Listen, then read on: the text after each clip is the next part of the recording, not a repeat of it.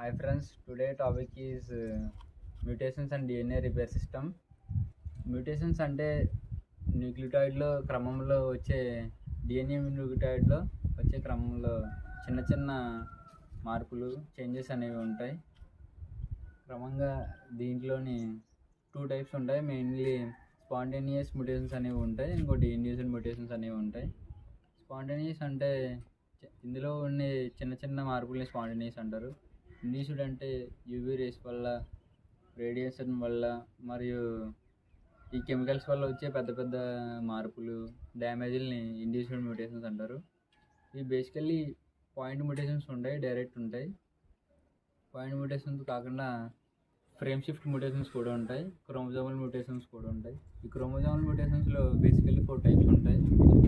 Deletion, duplication, translocation, inversion అనేవి ఉంటాయి. Deletion అంటే ఒక జీన్ అనేది ఆ ప్లేస్ నుంచి డిలీట్ అయిపోతే దాన్ని డిలీషన్ అంటారు. దానివల్ల జెనెటిక్ కోడ్ అనేది డ్యామేజ్ అవుతుంది. అలాగే డూప్లికేషన్ అనేది కూడా ఉంటుంది. డూప్లికేషన్ అంటే ఒక వచ్చిన జీన్ మళ్ళీ రిపీట్ అవుతూ ఉంటుంది, అదే డూప్లికేట్ అవుతుంది, దానివల్ల కూడా కోడ్ డ్యామేజ్ అవుతుంటుంది. ట్రాన్స్లోకేషన్ అనేది కూడా ఉంటుంది. ట్రాన్స్లోకేషన్ అది వేరే దిక్కున మ్యాచ్ అవుతుంటుంది, దానివల్ల కూడా మనకి కోడ్ అనేది డ్యామేజ్ అవుతుంటుంది. ఇలా ఇన్వర్షన్ అనేది రివర్స్లో జెనెటిక్ కోడ్ వస్తే దాన్ని కూడా కోడ్ అనేది డ్యామేజ్ అవుతూ ఉంటుంది. ఇలాంటి మ్యూటేషన్స్ అనేవి చాలా హార్మ్ఫుల్ కూడా ఉంటాయి, బెనిఫిషియల్ కూడా ఉంటాయి. దీనివల్ల జెనెటిక్ డిసార్డర్స్ అనేవి వస్తుంటాయి. ఇలాంటి వాటిని కవర్ చేయడానికి మెయిన్లీ డిఎన్ఏ రిపేర్ మెకానిజమ్స్ అనేవి చాలా ఉపయోగపడుతుంటాయి. డిఎన్ఏ రిపేర్ మెకానిజమ్స్ అనేవి బేసికల్లీ ఈ మ్యూటేషన్స్ వల్ల వచ్చే నష్టాలని కవర్ చేస్తూ ఉంటాయి.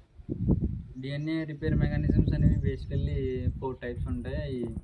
BR base nuclear excision repair అనేది ఉంటుంది. ఏదైనా పెద్ద బేస్ని రిపేర్ చేయాలంటే ఇది ఉపయోగపడుతుంది. ఎన్ఈఆర్ అనేది ఒకటి ఉంటుంది, న్యూక్లియోటైడ్ ఎక్సిషన్ రిపేర్. అది ఏదైనా పెద్ద డ్యామేజ్ జరిగితే దాన్ని కవర్ చేయడానికి ఆ రిపేర్ సిస్టమ్ ఉపయోగపడుతుంటుంది. ఇంకోటి ఏదన్నా మ్యాచింగ్ అనేది తేడా వస్తే దానికి మిస్ మ్యాచ్ రిపేర్ సిస్టమ్ అనేది ఉపయోగపడుతుంది. ఇంకా ఏదైనా స్టాండ్స్ విడిపోతే ఆ స్టాండ్స్ని కవర్ చేయడానికి హోమోలాగస్ రీకాంబినేషన్ అనే రిపేర్ మెకానిజం అనేది ఉపయోగపడుతుంది. ఇంకా నాన్ హోమోలాగస్ ఎండింగ్ జాయింటింగ్ అనేది కూడా ఉపయోగపడుతుంది. దీనివల్ల మనకి ఏ మ్యూటేషన్స్ రాకుండా రిపేర్ సిస్టమ్స్ మనకి చాలా యూజ్ఫుల్గా ఉంటాయి. ఇలా ఈ రిపేర్ సిస్టమ్స్ అనేవి మనకి చాలా హెల్ప్ఫుల్ ఉంటాయి. ఎప్పుడన్నా ఫ్యూచర్లో జెనెటిక్ డిజార్డర్స్ రాకుండా, ఏ డిసీజ్ రాకుండా మనకి రిపేర్ సిస్టమ్స్ అనేవి చాలా ఉపయోగపడతాయి.